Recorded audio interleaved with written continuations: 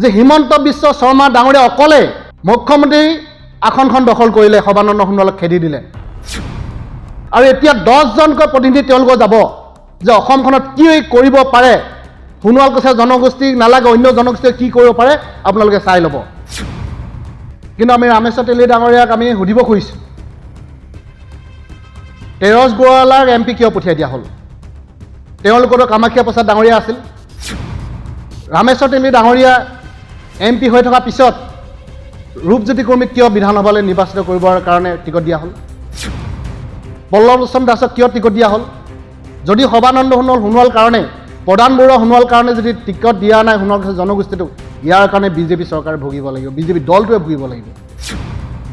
যে সোণোৱাল কৈছে জনগোষ্ঠীৰ মাজৰ পৰা এজন মানুহকো টিকট নিদিলে। সমাগত বিধানসভা নিৰ্বাচন 2024 আৰু এই নিৰ্বাচনৰ প্ৰাক মুহূৰ্তত সোণোৱাল কছাৰী গণমঞ্চ অসমে এই বিধানসভাৰ নিৰ্বাচনৰ ওপৰত আমি আমাৰ মঞ্চৰ ফালৰ পৰা আমাৰ স্থিতি সোণোৱাল কছাৰী ৰাইজক জনাই আহিছোঁ, অসমৰ ৰাইজক জনাই আহিছোঁ। আৰু আজিও টেঙাখাটত আপোনালোকক আমন্ত্ৰণ কৰি আমি আমাৰ মনৰ কিছু কথা ক'ব বিচাৰিছোঁ। আমাৰ স্থিতি সম্পৰ্কে অসমৰ সোণোৱাল কছাৰী ৰাইজক ক'ব বিচাৰিছোঁ।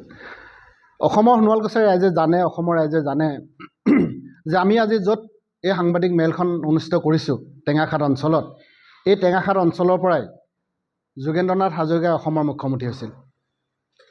ইয়াৰ পৰাই বিধায়ক হিচাপে নিৰ্বাচিত হৈছিল ক্ষীৰোদ শইকীয়া ডাঙৰীয়া।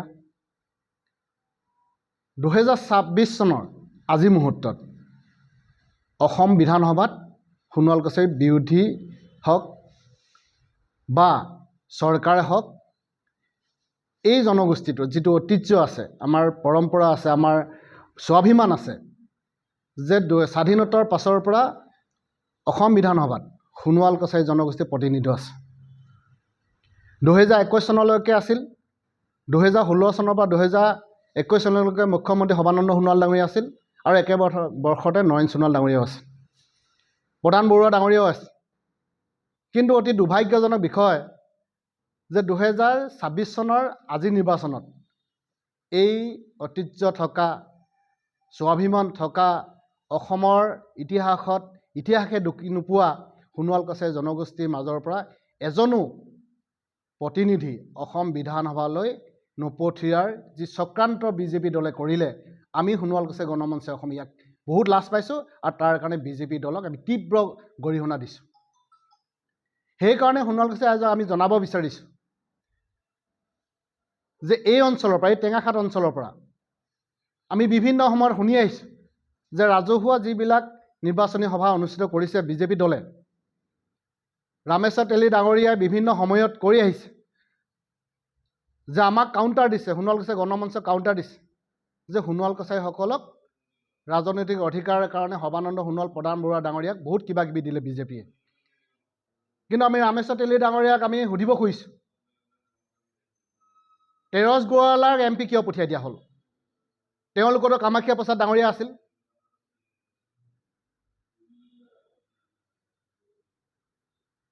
ৰামেশ্বৰ তেলী ডাঙৰীয়া MP হৈ থকাৰ পিছত ৰূপজ্যোতি কুৰ্মীক কিয় বিধানসভালৈ নিৰ্বাচিত কৰিবৰ কাৰণে টিকট দিয়া হ'ল?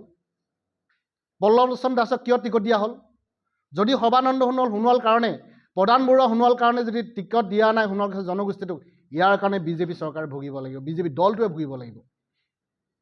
আজি 80,000 জনসংখ্যা থকা এটা জনগোষ্ঠী, হিমন্ত বিশ্ব শৰ্মা ডাঙৰীয়া নিজৰ পৰিয়ালৰ মানুহক 10টাকে অসমত প্ৰতিনিধিত্ব দিছে, বিজেপি দলে দিছে। ৰূপক শৰ্মাক দিছে, দীপৰঞ্জন শৰ্মাক দিছে, প্ৰদ্যুৎ বৰদলৈ ডাঙৰীয়াক দিছে। আমি দিয়াত বেয়া পোৱা নাই। চাহ জনগোষ্ঠীক দিছে, মৰাণক দিছে, মটকক দিছে, টাইহোমক দিছে, কোচক দিছে, ৰাভাক দিছে, মিচিঙক দিছে, চবকে দিছে। অসমৰ যিমান জনগোষ্ঠী আছে এই সকলো জনগোষ্ঠীকে বিজেপি দলে টিকট প্ৰদান কৰিছে। কিন্তু দুৰ্ভাগ্যজনকভাৱে যে সোণোৱাল কছাৰী জনগোষ্ঠীৰ মাজৰ পৰা এজন মানুহকো টিকট নিদিলে।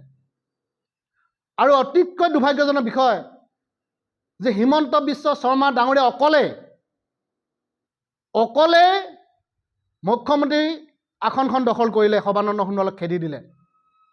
আৰু এতিয়া 10জনকৈ প্ৰতিনিধি তেওঁলোকৰ যাব যে অসমখনত কি কৰিব পাৰে সোণোৱাল কছাৰী জনগোষ্ঠীক নালাগে, অন্য জনগোষ্ঠীয়ে কি কৰিব পাৰে আপোনালোকে চাই ল'ব। গতিকে সেইকাৰণে আমি কৈছোঁ যে সৰ্বানন্দ সোণোৱাল ডাঙৰীয়া, প্ৰধান বৰুৱা ডাঙৰীয়া দুজনকৈ, এগৰাকী কেন্দ্ৰীয় নিৰ্বাচনী 5জন বিষয়ববীয়াৰ ভিতৰত এজন অন্যতম, আৰু প্ৰধান বৰুৱা ডাঙৰীয়া অসম নিৰ্বাচনী কমিটিও অন্যতম এজন। 2জন প্ৰতিনিধি থকা পিছতো, নিৰ্বাচনী কমিটিৰ 2জন প্ৰতিনিধি থকা পিছতো সোণোৱাল কছাৰী জনগোষ্ঠীক এজন মানুহে বিচাৰিছিল, অসীম হাজৰিকাই, তেওঁকো দিব নোৱাৰিলে। অতি নিৰ্লজ্জভাৱে সোণোৱাল কছাৰী জনগোষ্ঠীটো অপমান কৰিছে। এই দুগৰাকী ব্যক্তি থকাৰ পিছত আমি ভাবিছিলোঁ যে অসম বিধানসভাত, দিল্লীত সোণোৱাল কছাৰী জনগোষ্ঠীটোৰ কাৰণে বলিষ্ঠভাৱে মাত মাতিব। কিন্তু বিপৰীতে আমি দেখিলোঁ নামৰূপত মাটি কাঢ়ি ল'লে বিজেপি দলে, জাগুনত কাঢ়ি ল'লে, তিনিচুকীয়া জিলাৰ নাহৰনীত কাঢ়ি ল'লে, মানকটাত কাঢ়ি ল'লে, ধেমাজিত কাঢ়ি ল'লে। বিভিন্ন উদ্যোগ স্থাপনৰ নামত, গছপুলি ৰোপণ কৰাৰ নামত তেখেতলোকে কেৱল সোণোৱালৰ মাটি, কেৱল সোণোৱালৰ মাটি উচ্ছেদ কৰি আহিছে। আমি ভাবিছিলোঁ তেখেতসকলে প্ৰতিবাদ কৰিব, সুৰক্ষা দিব, কিন্তু নকৰিলে। কাৰণ আমি জানো যে মুখ্যমন্ত্ৰী হিমন্ত বিশ্ব শৰ্মা ডাঙৰীয়াই যদিও সৰ্বানন্দ সোণোৱাল ডাঙৰীয়া, প্ৰধান বৰুৱা ডাঙৰীয়া 2জন নিৰ্বাচন কমিটি আছে, তেওঁলোক কেৱল নামতহে আছে, দেখুৱাবৰ কাৰণেহে কৰিছে, যাতে বিসম্বাদ কৰিব নোৱাৰে।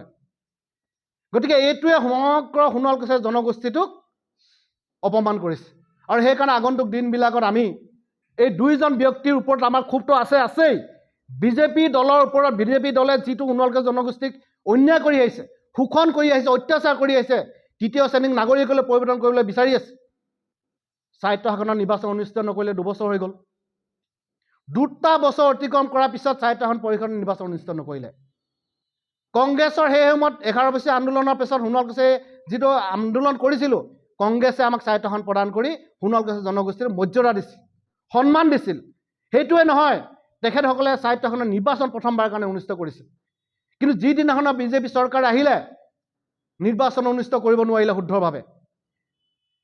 দীপুৰঞ্জন মাক্কাৰী একে ৰাতিৰ ভিতৰতে তেওঁ চিফ হৈ গ'ল। টংকেশ্বৰ সোণোৱাল একে ৰাতিৰ ভিতৰতে চিফ হৈ গ'ল।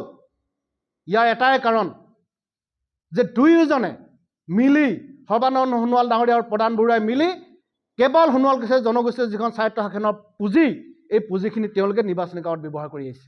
অজস্ৰ তেওঁলোকৰ নামত দুৰ্নীতি আছে, অজস্ৰ দুৰ্নীতি আছে তেওঁলোকৰ নামত। টংকেশ্বৰ সোণোৱালৰ নামত দুৰ্নীতিৰ অভিযোগ আছে, দীপুৰঞ্জন মাক্কাৰী ডাঙৰীয়াৰ নামত অভিযোগ আছে। কিন্তু তাৰ পিছতো তেওঁলোকক গ্ৰেপ্তাৰ নকৰি তেওঁলোকক আজি ৰাজহাতে দিছে। তাৰ মানে কি? হিমন্ত বিশ্ব শৰ্মাই যি ক'ব, সৰ্বানন্দ সোণোৱাল এটাও মাত মাতিব নোৱাৰে, প্ৰধান বৰুৱাই এটাও মাত মাতিব নোৱাৰে। দুৰ্ভাগ্যজনক বিষয় যে প্ৰধান বৰুৱা পৰিবাৰো চিচিবৰ গাঁৱৰ পৰা চিচিবৰ সমষ্টিৰ পৰা প্ৰতিদ্বন্দ্বিতাৰ কাৰণে বিজেপি টিকট বিচাৰিছিল। নিৰ্বাচনী কমিটিৰ 2জন মানুহ থাকোঁতেও তেওঁক দিব নোৱাৰিলে। অসীম হাজৰিকাক দিব নোৱাৰিলে, প্ৰধান বৰুৱা ডাঙৰীয়া নিজৰ ঘৈণীয়েককো দিব নোৱাৰিলে টিকট। সেইকেইটাই হৈছে সোণোৱালৰ নামধাৰী চিপাহী, নাম কটা চিপাহী তেওঁলোক। লাজ লাগিব লাগিছিলে। গতিকে সেইকাৰণে আমি প্ৰতিবাদ কৰিছোঁ বিজেপি দলক ভোট নিদিবৰ কাৰণে।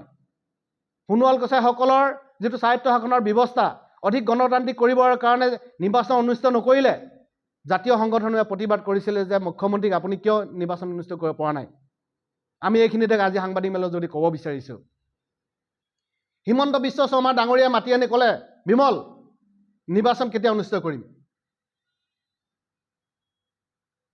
বিমল বৰা ডাঙৰীয়াই ক'লে যে, তীব্ৰ প্ৰতিবাদ কৰি ক'লে যে সোণোৱাল কছাৰীসকলক যদি ইলেকশ্যন আমি পাতি দিওঁ, আমি হাৰিম।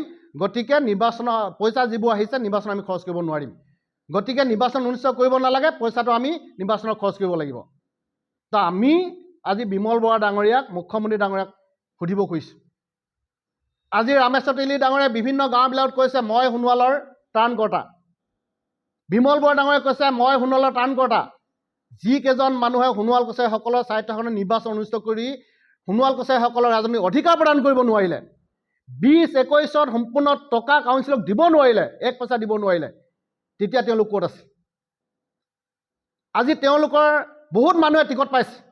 প্ৰধান বৰুৱা, সৰ্বানন্দ সোণোৱালক কিয় ৰামেশ্বৰ তেলীয়ে ক'ব নোৱাৰিলে, যে কিয় বিমল বৰাই ক'ব নোৱাৰিলে যে এজন সোণোৱাল কছাৰী মানুহকো টিকট দিব লাগে অসমত?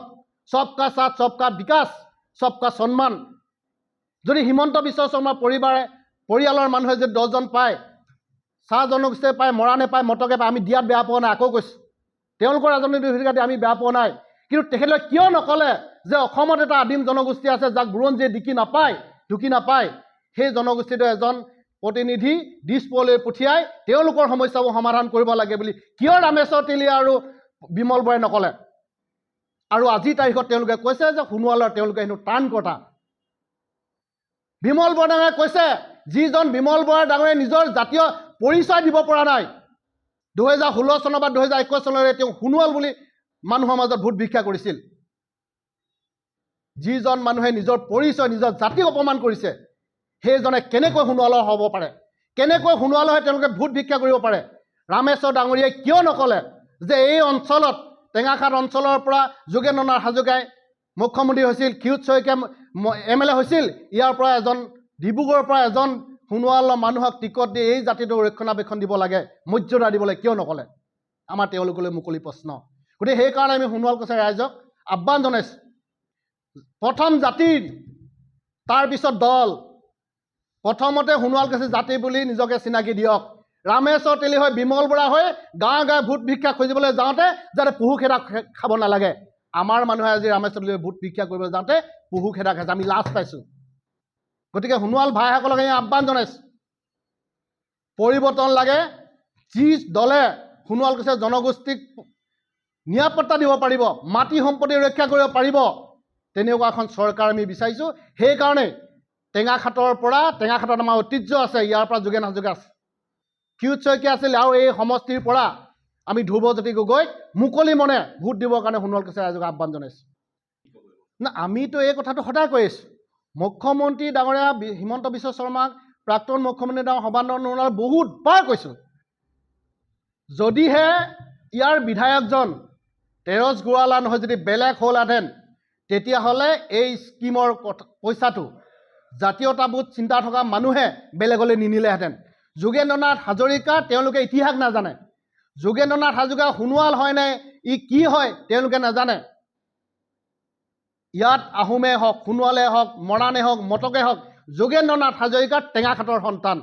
টেঙাখাটৰ সন্তানৰ নামত এখন ষ্টেডিয়াম আহিলে তাক বেলেগলৈ ডাইভাৰ্ট কৰা ভাল মানুহে চিন্তা কৰিব নোৱাৰে। যাৰ জাতি প্ৰেম নাই, অসমীয়া প্ৰেম নাই, সেই মানুহে এই কামটো কৰিব পাৰিব। গতিকে আমি সেইকাৰণে ৰামেশ্বৰ তেলী ডাঙৰীয়া, তেওঁ যিহেতু সেই সময়ত MP আছে, তেওঁ যদি জাতীয়তাবোধটো থাকিলেহেঁতেন, সোণোৱালৰ প্ৰতি যদি ভাৱধাৰা থাকিলেহেঁতেন, তেতিয়াহ'লে যোগেন্দ্ৰ নাথ হাজৰিকাৰ নামতে ষ্টেডিয়ামখন হৈ অসমৰ বুকুত জিলিকি থাকিলেহেঁতেন। গতিকে সেইকাৰণে আমি আহ্বান জনাইছোঁ, এই দুজন মানুহক ৰামেশ্বৰ তেলী আৰু তেৰছ গোৱালাক টেঙাখাটৰ পৰা যদি উচ্ছেদ কৰিব নোৱাৰে ইয়াৰ মানুহে, তেতিয়াহ'লে অনাগত দিনত ইয়াত কিন্তু বহুত ভয়ানক পৰিস্থিতিলৈ গুচি যাব। নহয়, ইয়াত আৰু কথা আছে, আমি কথাবোৰ কেতিয়াবা নকওঁ বুলি ভাবিলেও আমি ক'বলৈ আজি বাধ্য হৈছোঁ যে যোগেন্দ্ৰ নাথ হাজৰিকা উপাধি হাজৰিকা লেখে অসমৰ উচ্চ সম্প্ৰদায়ৰ ব্যক্তিসকলে, মূল সুঁতি অসমীয়াই, যে যোগেন্দ্ৰ নাথ হাজৰিকা ট্ৰাইবেল মানুহ হয় নে কছাৰী মানুহ হয় তেওঁলোকে নাজানিছিল, আৰু নজনাৰ কাৰণে তেওঁ মুখ্যমন্ত্ৰী পাতিছিল। কিন্তু যিদিনাখনে জানিলে 17 দিনাখনৰ দিনা জানিছে, 18 দিনাখনৰ দিনা কছাৰী বুলি তেওঁক খেদি দিলে। আৰু ৰামেশ্বৰ তেলী ডাঙৰীয়াও কছাৰী বুলি নাজানিছিল, যোগেন্দ্ৰ নাথ হাজৰিকা সোণোৱাল মানুহ বুলি নাজানিছিল, আৰু সোণোৱাল কছাৰী মানুহ যিদিনাখন পাই জানিলে সেইদিনাখন পাই এই স্কিমটো ৰামেশ্বৰ তেলীয়ে বেলেগলৈ লৈ গ'ল। আমাৰ এইটো অভিযোগ আছে, পোনপটীয়া কথা, বিজেপি লৈ আমাৰ পোনপটীয়া কথা।